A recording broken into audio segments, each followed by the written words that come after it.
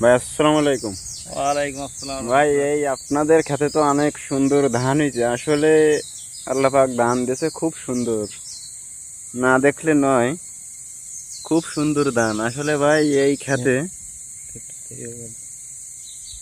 অনেক ধান, যা অনেক বছর পরেও আল্লাহ ভালো ফসল দিছে আপনার। এখন আপনি একটু বলেন ধানটা নিয়ে কোনো কিছু। ভাই আমাদের অনেক পরিশ্রমের পরে এই ধানটা আমরা এই পর্যন্ত আসতে পারেছি।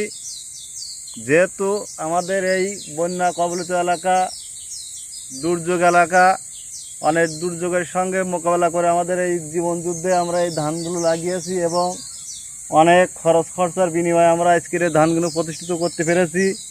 তো আল্লাহ দিলে আগামীতে এর থেকে ভালো চাষ আবাদ করার জন্য আপনাদের কাছে দোয়া রাখি। আপনারা সবাই আমাদের জন্য দোয়া করবেন, যাতে আমরা যেন চাষাবাদ শুধু সুন্দরভাবে করতে পারি।